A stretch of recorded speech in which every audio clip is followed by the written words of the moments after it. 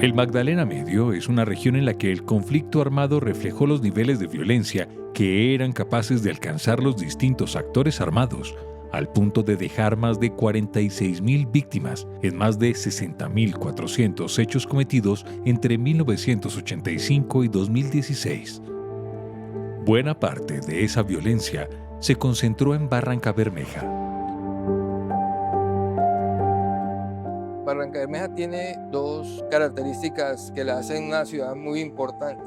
Primero es su ubicación a nivel nacional, está en la parte central de Colombia. En Barrancabermeja convergen diferentes vías alternas, carreteables o de río, donde permite que los movimientos, de pronto hasta ilegales, tengan una facilidad para desplazarse.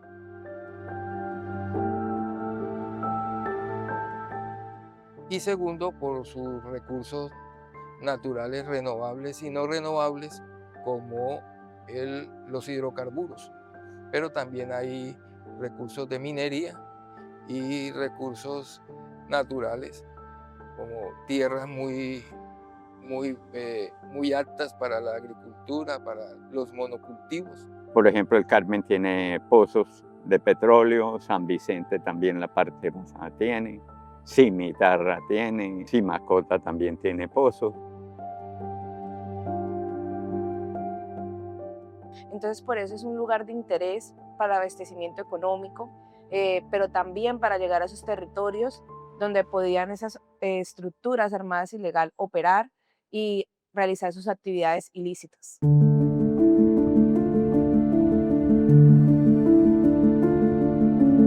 La JEP ha determinado que entre 1998 y el año 2000, las masacres, los asesinatos selectivos y los desplazamientos forzados presentaron un pico en el Magdalena Medio. Solo en 1998 se registraron 120 víctimas producto de masacres en esta región. La disputa por el poder económico, el control sobre la explotación de recursos naturales y el control social convirtió a Barrancabermeja en la joya de la corona para los actores armados que combatían por su dominio. Esa lucha implicó una campaña de estigmatización que permitiera construir la noción de un enemigo y así justificar cualquier acción violenta contra esta población. El manejo de las guerrillas en la ciudad y en la zona se les volvió un problema terrible. Entonces, a través de ese grupo armado ilegal para ellos limpiaban la zona y sacaban, desplazaban de alguna manera a la guerrilla, y ellos tomaban poder de la zona para vivir más tranquilos, con menos sosiego, teniendo paramilitares en la ciudad y no guerrilleros. O sea, teníamos un conflicto tanto como con la guerrilla como con los militares. O sea, no estábamos en medio de una guerra que no era nuestra. Para nadie es un secreto que en Barrancabermeja éramos catalogados como zona roja, que porque decían que del puente para allá, o sea, el puente elevado, la población éramos subversivos y del puente para allá era la otra barranca. Del puente para acá pues vivían los ricos, estaba todo el tema del comercio, el sector comercial, y no nos querían. Paramilitares adujeron en su momento que Barranca era un foco inmensamente grande subversivo, donde convergían diferentes grupos guerrilleros. Es tan así que cuando salíamos fuera de la ciudad y veían que eran de Barranca, no nos daban un empleo, no nos reconocían, porque a todo Barranca, sobre todo en nosotros de sur y nororiente, nos miraban de guerrilla. Barrancabermeja ha sido un lugar revolucionario frente al tema de la defensa de los derechos humanos, frente al tema de la juntanza, frente a todo lo que ha sido relacionado con la lucha de la clase obrera por tener un trabajo con dignidad. Entonces esto ha generado que Barrancabermeja fuera estigmatizado como una zona guerrillera por tener unos principios y unos valores que van pro de la defensa de los derechos humanos y de las garantías mínimas en temas laborales.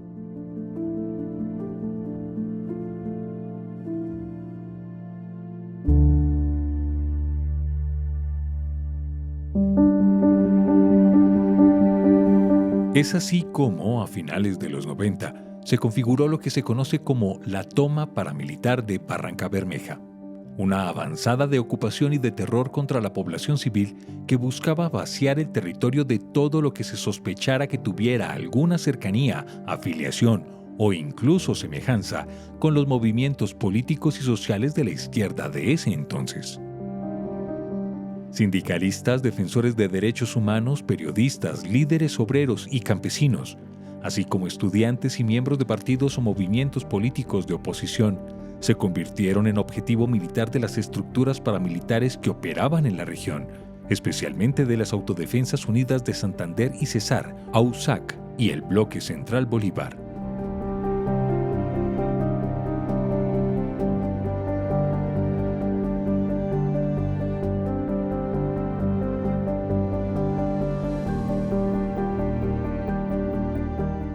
Desde el año de la incursión, en 1998, hasta el 2000, cuando la toma paramilitar se consolidó y recrudeció en Barrancabermeja, se presentaron al menos 11 masacres, entre las cuales están la del 16 de mayo de 1998, la del 28 de febrero de 1999 y la del 4 de octubre del 2000.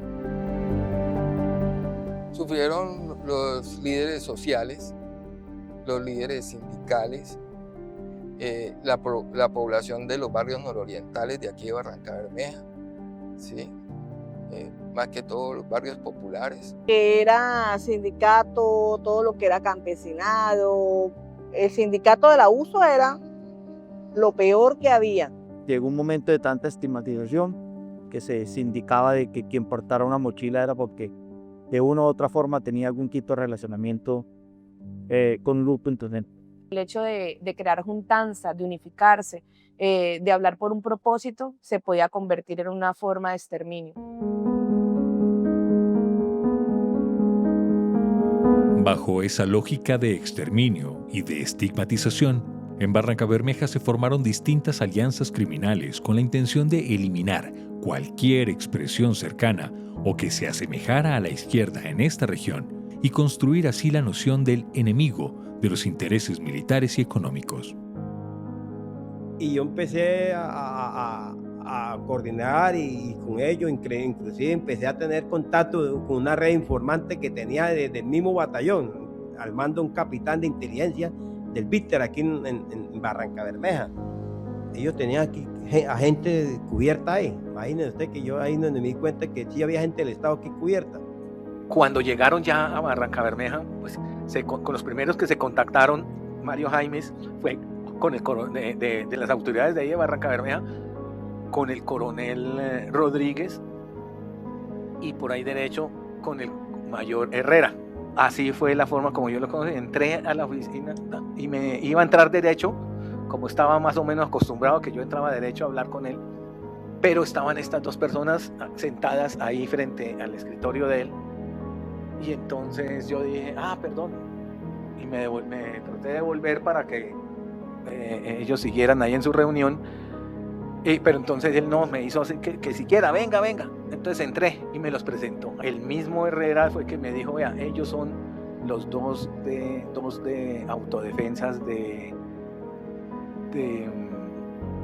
Camilo Morantes, de las que van a entrar aquí a Barrancabermeja. Este relacionamiento con los paramilitares propició una alianza criminal que involucró a miembros de distintos batallones militares adscritos a la Quinta Brigada del Ejército Nacional que operaban en esta región. En especial miembros del Batallón de Artillería de Defensa Aérea número 2, Nueva Granada, del Batallón de Contraguerrilla número 45, Héroes del Majagual, BSG 45, y del Batallón de Inteligencia número 2, conocido como el Viter 2.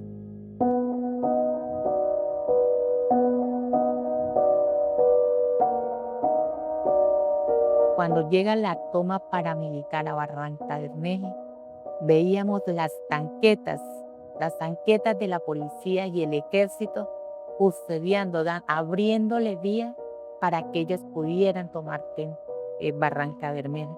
Increíble, yo decía que antes es increíble, pero cierto de que la policía, el ejército, el mismo Estado se preste para que nos asesine tanto a la población civil como tanto campesinal. Las declaraciones brindadas ante la JEP han permitido confirmar las alianzas, la planeación, la ejecución y la permisividad con la que actuaron miembros de la fuerza pública ante los crímenes cometidos por los paramilitares en Barrancabermeja. Y ahí el de inteligencia, que era el capitán Prada, hoy en día mayor Prada, en medio de las oficinas se puso a hablar conmigo y me dijo: viejo Daza, en estos días va a haber una incursión de paramilitares a Barrancabermeja, entonces quédese quieto, no vaya a salir. Dios, ya está enterado de lo que van a hacer estos jóvenes. Dios ya me dijo mi coronel. Y entonces, para que esté idea, cuando usted está de oficial de inspección, para cualquier cosa me informe. Los testimonios de los comparecientes ante la JEP también refieren cómo hubo una completa inacción por parte de los miembros del batallón para atender a los llamados de las víctimas. Eso era que empezaban a decir que es que desaparecieron mis hijos, que se llevaron a mi hijo, que no aparece, que llegó un grupo de paramilitares a llevárselos, que a ver si estaban en el batallón. Todo eso se lo decían al comandante guardia, y el comandante guardia transmitía eso por radio a mi mayor Avendaño y después a mi coronel cuando llegó. Pero en sí como tal, nosotros, me incluyo, o el oficial S3 o el comandante del batallón, ir a la guardia a atenderlos, no se hizo. Además, los militares supieron desde un principio que la gran mayoría de las víctimas de estas masacres y asesinatos selectivos eran civiles o personas que resultaron señaladas y asesinadas arbitrariamente. Lo único que dieron la orden al 2 era empezar a recopilar un cuaderno de todos los desaparecidos con fotos y demás, y verificar lo que yo tenía de informaciones de los sujetos que eran milicianos, cuántos eran milicianos y cuántos no eran milicianos. De los 30 y pico analizados, que ni apoyo le damos a otros 5 que tenían anotaciones de inteligencia por milicianos o colaboradores de la delincuencia. Y la verdad, todo fue más todo coordinado. En sí, arriba fue una orden explícita. Y la verdad, y fue por todo, no solamente el batallón, a nivel de institución, SAS, policía, armada, ejército.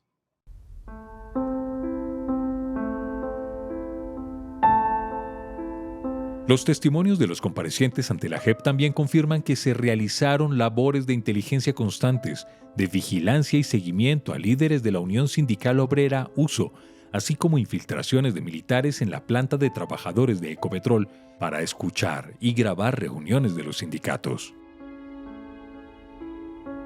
Ecopetrol es un actor importante del conflicto armado. Nomás abrían la válvula del poliducto, llenaban carrotanques y los vendían. El dejarse robar combustible era como una forma de pagarle a los grupos al margen de la ley por el trabajo de limpieza social que, entre comillas, ellos decían que estaban haciendo. Entonces ahí identificamos como que la incursión opera con una necesidad, y esa necesidad era proteger a Ecopetrol de los grupos guerrilleros, de las supuestas extorsiones, pero realmente el sacrificio fue: vamos a asesinar a los habitantes, a personas inocentes que no tienen que ver nada en marco del conflicto, y vamos a seguir también a los sindicales de Ecopetrol, a las personas que luchaban por esos derechos humanos y por esos derechos laborales.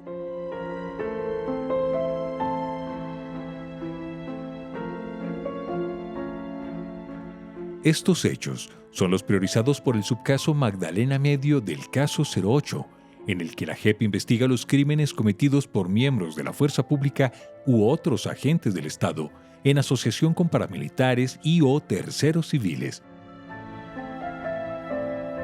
Este macrocaso se abrió el 30 de agosto de 2022 mediante el auto 104 de la Sala de Reconocimiento de Verdad.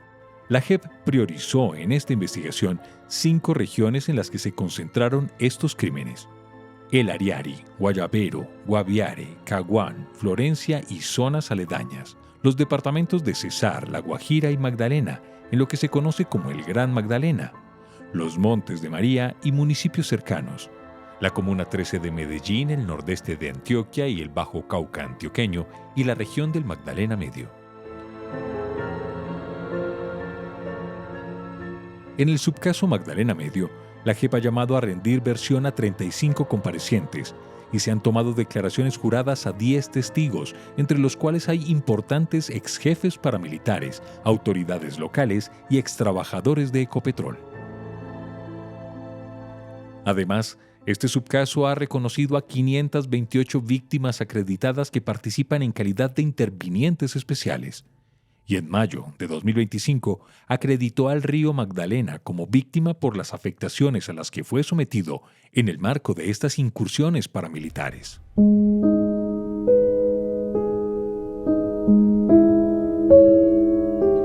Para obtener información oficial relacionada con la toma paramilitar de Barrancabermeja, la JEP ha realizado inspecciones judiciales a 9 entidades del Estado, incluidas unidades militares, policiales y civiles. En estas inspecciones ha sido posible recopilar casi 45.000 folios de archivos de la Quinta Brigada, 135 carpetas del Batallón de Artillería de Defensa Aérea y 781 carpetas de Ecopetrol. Toda esta información, así como las declaraciones dadas por los comparecientes, está siendo analizada y contrastada por el despacho relator de este subcaso.